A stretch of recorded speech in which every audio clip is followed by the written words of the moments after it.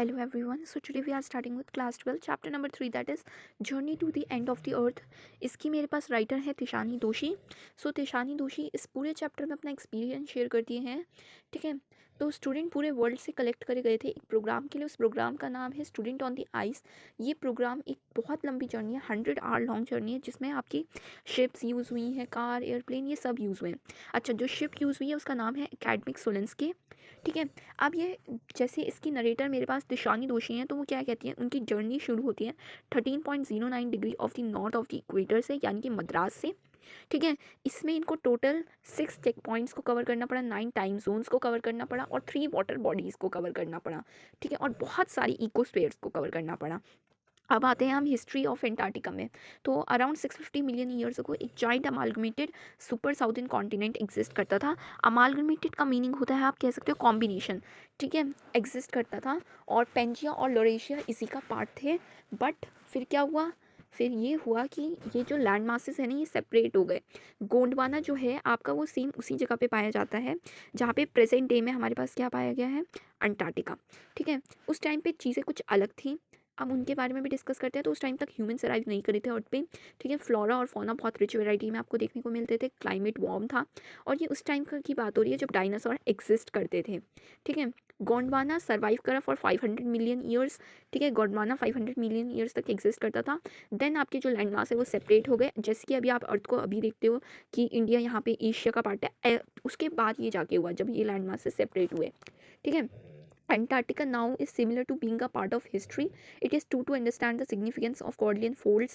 Cordilleran folds क्या होता है? सबसे पहले मैं Cordilleran का मीनिंग बता देती हूँ. It means the system of mountain ranges that runs parallel basically. ठीक है. Geological structure characterized by folding of rocks layers. इसके थ्रू Cordilleran आपके बेसिकली फॉर्म होता है. ठीक है. और granite shield. It is indeed mind-googling thing to understand the shifting of India northwards, jamming against Asia, and the formation of Himalaya, South America shifted to join North America, opening up the Drake Passage to create cold circumpole current. After that, Antarctica became fringed and desolate and shifted to the bottom of the earth. अब इसको मैं थोड़ा सा समझाती हूँ पूरे paragraph में basically लिखा क्या हुआ है. तो अंटार्कटिका को जैसा आप अभी देखते हैं किस किस चीज़ों की वजह से, कॉर्डिनेट फोल्ड की वजह से, प्रीकैम्ब्रियन ग्रेनाइट शील्ड की वजह से. ठीक है. बेसिकली इन सब चीज़ों की वजह से. अच्छा, इसमें एक ड्रेक पैसेज वर्ड दिया हुआ है. ड्रेक पैसेज क्या है?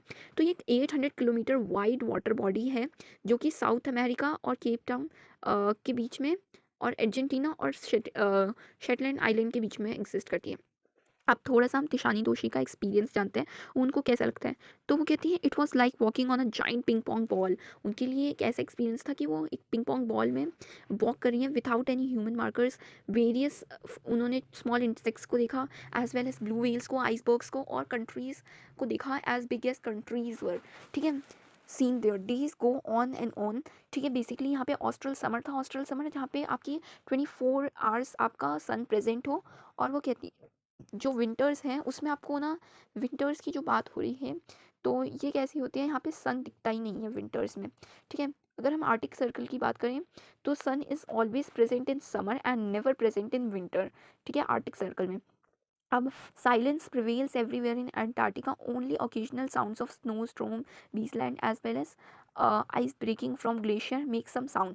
बेसिकली अंटार्कटिका में कोई रहता तो है नहीं, तो वहाँ पे ओकेजनल साउंड्स आती है. कभी आपका कोई ग्लेशियर मेल्ट हो गया उसकी, या कोई स्नो का आपका स्टॉर्म आ गया उसकी, इन्हीं का शोर होता है basically. The group of these educational program discover that the, आप क्या डिस्कवर करते हैं, humanity is in danger. Basically ये डिस्कवर करते हैं कि ह्यूमैनिटी अब डेंजर में. ठीक है. Human civilisation have been around roughly 1200 years only. In such a short period of time we have to manage to create roots with nature. ठीक है. बेसिकली हमारे पास वो कहते हैं 1200 ईयर्स ही हैं और हमें नेचर के साथ एक बहुत अच्छी सी बॉन्डिंग क्रिएट करनी होगी. ठीक है. अब मैं थोड़ा सा और आगे बढ़ूँ तो और क्या क्या बात हुई है इसमें. बेसिकली देखो, ग्लोबल वार्मिंग तो हो ही रही है, हम लोगों को दिख ही रहा है. ठीक है. हम लोगों को नेचर के साथ एक गुड बॉन्डिंग को क्रिएट करना होगा. Nature has been dominated with villages, town, cities और आपकी मेगा सिटीज़. ठीक है. और आपका नेचुरल रिसोर्स जो है वो लिमिटेड है. बट ह्यूमन की नीड जब ग्रीड में बदल जाती है तो क्या होता है, बहुत ज़्यादा ओवर एक्सप्लॉयटेशन होता है चीज़ों का. ठीक है. और अगर मैं बात करूँ तो देखो, रिसोर्सेज तो लिमिटेड है बट ह्यूमन पॉपुलेशन इंक्रीज़ हो रही है डे बाई डे. ठीक है. जिसकी वजह से आप क्या कह सकते हो, CO2 आपकी वर्ल्ड में बहुत ज़्यादा फैल रही है. ठीक है. बेसिकली अब देखो, एक CO2 की ना ब्लैंकेट अर्थ के अराउंड कवर हो चुकी है, ठीक है। बर्निंग ऑफ फॉसिल फ्यूल्स, जो आपका ग्लोबल टेम्परेचर है उसमें भी इंक्रीज आ चुका है, ठीक है। अंटार्कटिका एक ऐसी प्लेस है which can answer to many of the questions. अगर आपको पास्ट प्रेजेंट फ्यूचर कुछ भी जानना है ना अर्थ के बारे में तो आप अंटार्कटिका पे पढ़ सकते हो, ठीक है। ये अपनी आपकी जो इसके आइस है ना, इसके नीचे आप देखोगे इसके नीचे कार्बन रिकॉर्ड्स ट्रैप है, ठीक है, आइस के नीचे। और अगर आपको स्टडी करना है, एग्जामिन करना है अर्थ के पास्ट प्रेजेंट फ्यूचर के बारे में तो आपको अंटार्कटिका जाना चाहिए। अब थोड़ा सा ना student on the ice program के बारे में जानते हैं। तो student on the ice program क्या है, इसका थोड़ा सा मैं आपको बता देती हूँ। तो ये एक ऐसा प्रोग्राम है जिसको जियोफ ग्रीन ने शुरू करा था, ठीक है। आपको इनका नाम कहाँ पे मिलेगा, तो ये रहा इनका नाम, ठीक है।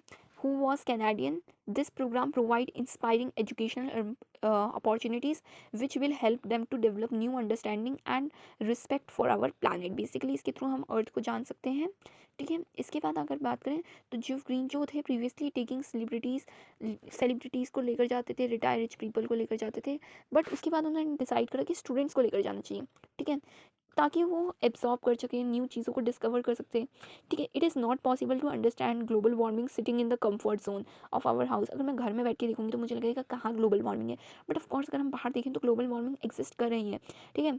It is only possible when we see glacier retreating, ठीक है। जब हम ग्लेशियर्स की तरफ देखें, आइस को कोलैप्स होते हुए देखें, ठीक है, हमें तभी दिखेगा कि ग्लोबल वार्मिंग कैसे तेज़ी से बढ़ी। अगर अभी करंट टाइम की बात करूँ तो उत्तराखंड में बेसिकली दिसंबर के टाइम पे ना बहुत ज़्यादा आप कह सकते हो बर्फ़बारी होती थी, बट इस बार नहीं हुई है। तो this is the best example of global warming. और अगर हम अर्थ को अभी नहीं सेव कर पाए तो कब करेंगे। सो इस टॉपिक को भी हमें आगे माइंड में लेकर जाना है, ठीक है। बेसिकली इससे क्वेश्चन आ सकता है ग्लोबल वार्मिंग से रिलेटेड, ठीक है। अंटार्कटिका में अगर मैं बात करूँ, बहुत ही सिंपल इकोसिस्टम के लिए बहुत फेमस है अंटार्कटिका, ठीक है। एक एग्जांपल में यहाँ पे हम लोग बात करने चाहेंगे, एक फाइटोप्लैंक्टन के बारे में बात करेंगे, ठीक है। बेसिकली फाइटोप्लैंक्टन के यहाँ पे हमने एग्जांपल लिया। So phytoplankton is given which is a kind of grass which makes it food by photosynthesis. Phytoplankton अपना खाना फोटोसिंथेसिस के थ्रू बनाता है, but depletion in ozone layer की वजह से इफेक्ट आया है एक्टिविटी ऑफ फाइटोप्लैंक्टन में, ठीक है। और अगर मैं बात करूँ फाइटोप्लैंक्टन की, तो ये बहुत ज़्यादा आप कह सकते हो अभी इसमें ना एक बहुत ज़्यादा डिक्रीज़ आया है, ठीक है। एक बहुत अच्छी लाइन है, if we take care of small things then big things will automatically fall into its place, ठीक है। ये एक बहुत बड़ी बात है। फाइटोप्लैंक्टन की वजह से क्या इफेक्ट आया है उसको देखते हैं। इसकी वजह से इफेक्ट ये आया है लाइव्स ऑफ मेराइन एनिमल्स में, बर्ड्स में, रीजन में जो उस एरिया में रहती हैं, ठीक है। In the parable of the phytoplankton there is a great metaphor existent. तो ये वाली लाइन आप लोगों को लिखनी है अगर क्वेश्चन पूछेंगे, ठीक है। साइंटिस्ट ने वार्न करा जैसे जैसे ओजोन लेयर का डिप्लीटेशन है इसकी वजह से फाइटोप्लैंक्टन अपनी एक्टिविटीज़ को डिक्रीज कर रहा है, ठीक है। ऑफ कोर्स वो कार्बन डाइऑक्साइड को एब्जॉर्ब नहीं करेगा, तो जो मैराइन एनिमल्स है उनके लिए तो ये दिक्कत है ना, ठीक है। अब आते हैं वॉक ऑन ओशन पे, ठीक है। तो इसको मैं छोटे से मैं समझाती हूँ वॉक ऑन ओशन क्या है। देखो, all the 52 student over the part of students, मतलब जितने भी 52 स्टूडेंट पूरे वर्ल्ड से लिए गए थे इस प्रोग्राम के लिए, उनको एक अपॉर्चुनिटी मिली, ठीक है। इंजॉय करा उन्होंने फ्रोजन ओशियंस पे, ठीक है। ये एक बहुत ही ब्यूटीफुल सा एक्सपीरियंस था एज उन्होंने वहाँ पे सील देखे अराउंड, ठीक है। और एक बहुत ही ब्यूटीफुल सी आप कह सकते हो मेमोरी दी, ठीक है। एंटार्क्टिका अब तो देखो बहुत ज़्यादा उसमें ग्लोबल वार्मिंग की वजह से बहुत कम उसमें आइस रह गई है, ठीक है। इसकी वजह से हमें ग्लोबल वार्मिंग को अंडरस्टैंड करने में बहुत एक अच्छा एक्सपीरियंस मिला जो स्टूडेंट वहाँ पे गए।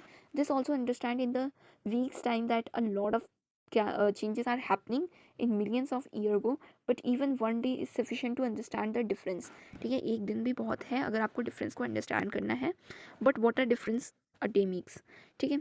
तो ये चीज़ यहाँ पे अंडरस्टैंड करने वाली है। अब आपसे क्वेश्चन कैसे पूछे जा सकते हैं इस चैप्टर से। The word geological history is trapped in Antarctica, how is the study of this region useful to us. So अगर मैं बात करूँ तो यहाँ की, तो ये अर्थ के बारे में एक आइडिया देता है, अर्थ पहले कैसी थी, ठीक है, कैसे कॉन्टिनेंट्स ने ड्रिफ्ट करा है। और ये हमें बहुत अच्छा आप कह सकते हो क्लाइमेट चेंज के बारे में बता रहा है, और अर्थ का प्रेजेंट तो वहाँ पे हम अभी देख ही सकते हैं, ठीक है। इसके बाद नेक्स्ट क्वेश्चन क्या पूछ सकते हैं, व्हाट आर जो आपके जॉफ ग्रीन्स थे उनका क्या रीज़न था कि उन्होंने हाई स्कूल के स्टूडेंट्स को लिया इस एक्सपेरिमेंट के लिए, ठीक है। तो ये रीज़न था कि अगर देखो वो सेलिब्रिटीज़ वगैरह को लेकर जाएंगे तो उससे तो कोई फ़ायदा नहीं होगा ना, जो स्टूडेंट्स को लेकर जाएंगे तो उनको पता लगेगा कैसे ग्लोबल वार्मिंग वर्क कर रही है, ठीक है। वो नेचर को थोड़ा अच्छे से अंडरस्टैंड कर पाएंगे और मे बी वो और कुछ अच्छा कर दे, ठीक है। इसके बाद why Antarctica is a place to understand the earth present past and future, तो ये सेम क्वेश्चन है। अब मे बी इससे ऐसे बोला जाए, यू आर आप कह सकते हो तिशानी दोषी, right your experience about Antarctica, ठीक है। In the form of diary entry, ऐसे करके क्वेश्चंस दे सकते हैं, ठीक है। तो ये चीज़ आपको समझनी है। आई होप ये चैप्टर समझ में आया होगा। इसमें कोई भी डाउट हो तो पूछ सकते हो। बेसिकली जो इसके क्वेश्चंस हैं वो कुछ अंटार्कटिका से रिलेटेड ही आएंगे। Thank you.